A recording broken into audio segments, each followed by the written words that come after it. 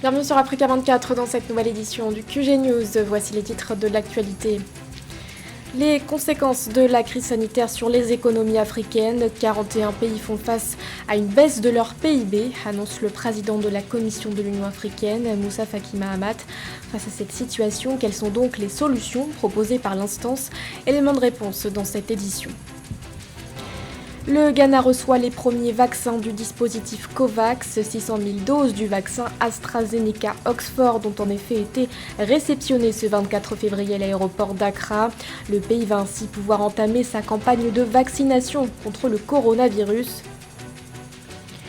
Et enfin, la déforestation, un phénomène qui s'est accéléré au cours de la dernière décennie en Afrique. Le continent a perdu 3,9 millions de surfaces forestières par an durant cette période.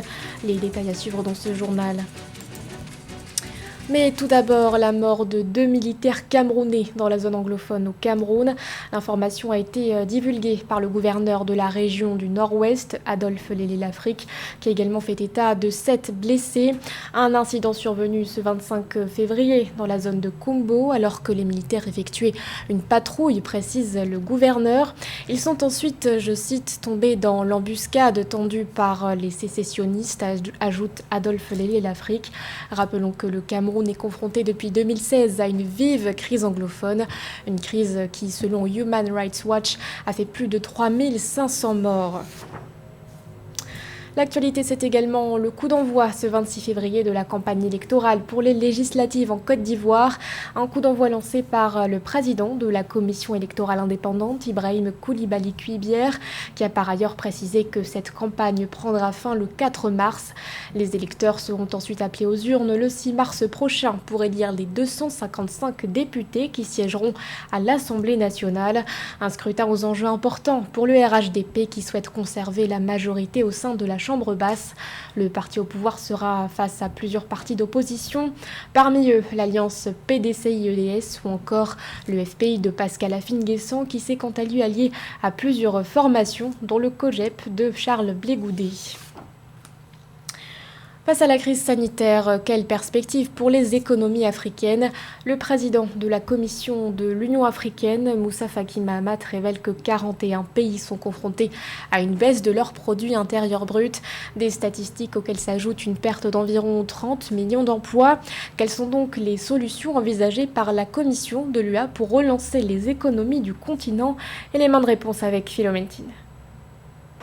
41 pays africains ont vu leur produit intérieur brut chuter face aux conséquences du Covid-19 sur les économies. Cette situation a occasionné une perte de quelques 30 millions d'emplois, entraînant un accroissement du nombre d'Africains en situation d'extrême pauvreté, estimé à 41,2 millions en 2021 selon la Commission de l'Union africaine. Les conséquences du Covid-19 sont déjà observables pour les ménages à faible revenu, les petites et moyennes entreprises et les opérateurs économiques du secteur informel. Le Covid-19 a accentué ces inconvénients et placé les pays africains dans une conjoncture économique sérieuse. Dans le but d'espérer une relance économique durable, la Commission de l'Union africaine a comme priorité le renforcement du tissu industriel local, les investissements dans la gouvernance du capital humain par la qualité de l'éducation et dans les systèmes de soins et de santé, le développement des infrastructures de qualité à longue durée de vie et enfin la transformation numérique. L'Afrique connaît une épidémie de Covid qui a vraiment ravagé nos économies et conduit à une croissance qui a été réduite dans la plupart des pays. 44 pays sur 54 connaîtront une récession ou en tout cas un ralentissement de leur croissance économique l'année prochaine et cette année. Donc je pense qu'il faudrait vraiment trouver une solution, mettre en place des politiques de relance publique afin de relancer la demande via la consommation et l'investissement afin de mettre en place une politique de relance, notamment en utilisant le budget de l'État et en relançant des secteurs clés et aussi mettre en place une politique d'économie mixte, relancer d'abord les investissements et ensuite, après que la croissance revienne, essayer d'avoir une politique de gestion de budget modérée afin de réduire le piège de la dette publique. Selon la Banque mondiale, les conséquences économiques de la pandémie du Covid-19 ont été sévères en Afrique. En ce qui concerne sa partie subsaharienne, la pandémie a eu un impact majeur sur les moyens de subsistance, sur la sécurité alimentaire et le capital humain. La Côte d'Ivoire pourrait bénéficier d'un appui financier important de la part de l'Union européenne. L'Union politico-économique envisage en effet d'octroyer au pays 1 milliard d'euros au profit de sa filière cacao. Objectif, soutenir la Côte d'Ivoire dans sa transition vers la production de cacao durable. Les explications d'Ameneji. L'Union européenne veut procéder à l'octroi d'1 milliard d'euros à la Côte d'Ivoire, destiné à faire du pays la première origine cacao durable. Ce financement étendu entre 2021 et 2027 sera exploité pour faciliter l'adaptation aux prochaines mesures qui seront prises dans le cadre du projet. En accord avec le gouvernement ivoirien, une Team Europe Initiative est chargée de la mobilisation des fonds. De cette réalité économique découle une relation d'intérêt mutuel que les deux partenaires veulent voir perdurer.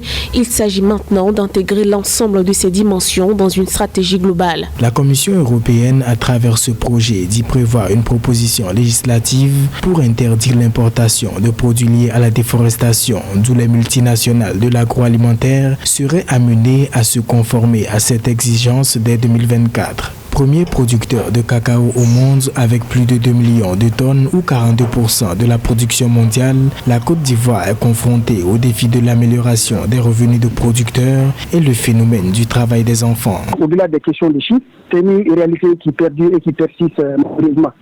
Force est de reconnaître que des actions ont été engagées par le gouvernement avec l'assise technique du Bureau international du travail pour essayer d'endiguer le phénomène. Cette réalité malheureusement perdure et persiste. Selon un rapport de l'ONG américaine Mighty Earth, la Côte d'Ivoire a perdu 47 000 hectares de cacaoyer en 2020, puis 85% de son couvert forestier depuis son indépendance, et ce malgré les engagements du gouvernement et divers acteurs à cesser la déforestation.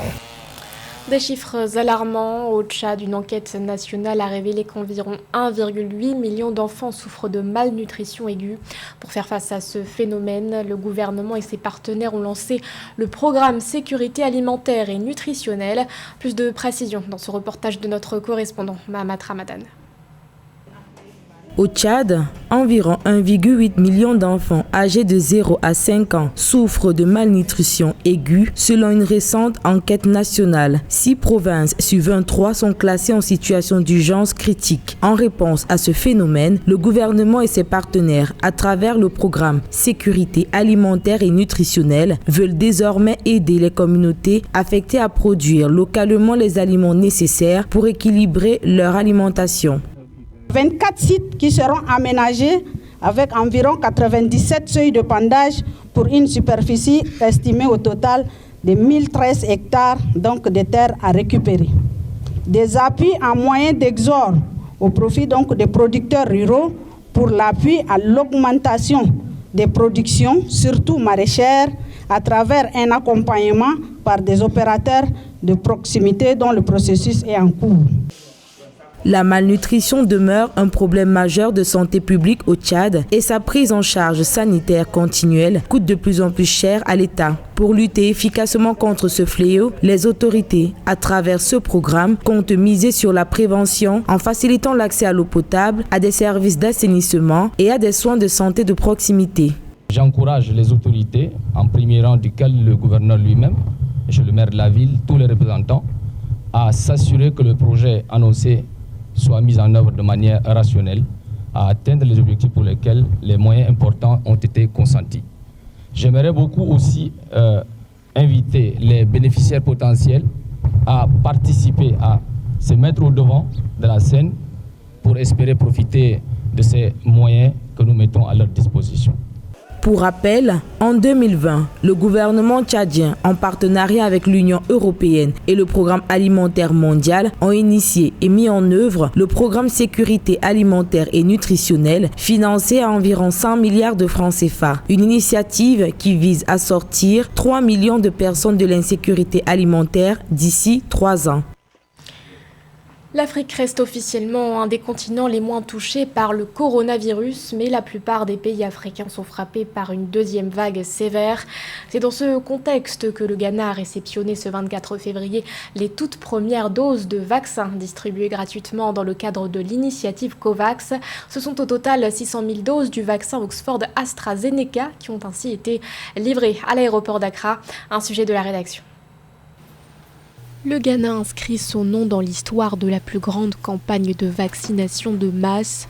Ce pays d'Afrique de l'Ouest est devenu, le 24 février, le premier bénéficiaire du dispositif COVAX, une initiative de l'Organisation mondiale de la santé qui vise à fournir gratuitement les premières doses de vaccins anti-Covid aux pays à faible revenu.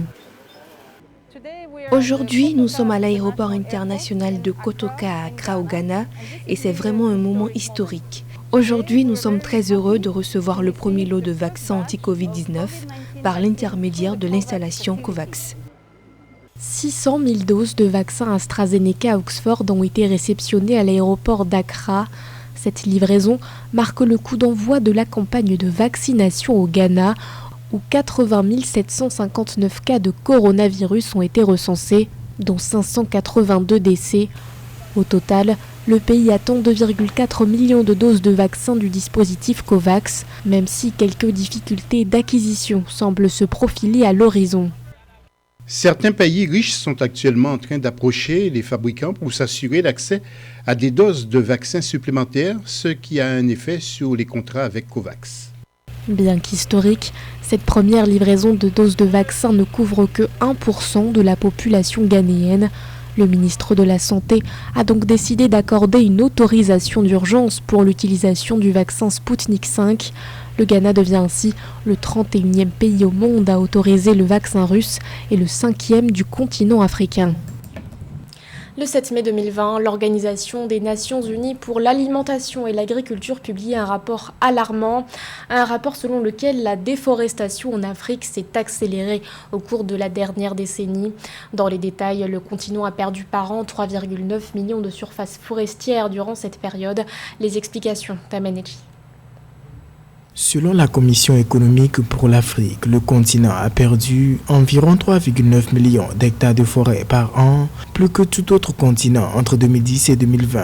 À l'occasion du forum régional qui vise à faire progresser la mise en œuvre intégrée du programme 2030 et de l'agenda 2063, il a été souligné l'importance de rebâtir nos systèmes socio-économiques en tirant parti des opportunités qu'offrent les trajectoires de développement vert. Il faut dire que nous avons besoin d'une véritable stratégie de dialogue, d'inclusion des acteurs du secteur privé à l'initiative FESCI. C'est l'initiative Faciliter le climat des investissements qui a été créée en 2008 en Tanzanie. C'est une initiative publique-privée à laquelle les donateurs, les entreprises locales, les entreprises internationales, les multinationales et les ONG collaborent pour assainir le climat des investissements au niveau national, régional et continental. L'Afrique est le seul continent au monde où le recul de la forêt s'est accéléré cette dernière décennie, selon un rapport dévoilé le 7 mai 2020 par l'Organisation des Nations Unies pour l'alimentation et l'agriculture FAO. Alors que l'Amérique latine a divisé par deux le rythme de perte de ses surfaces arborées,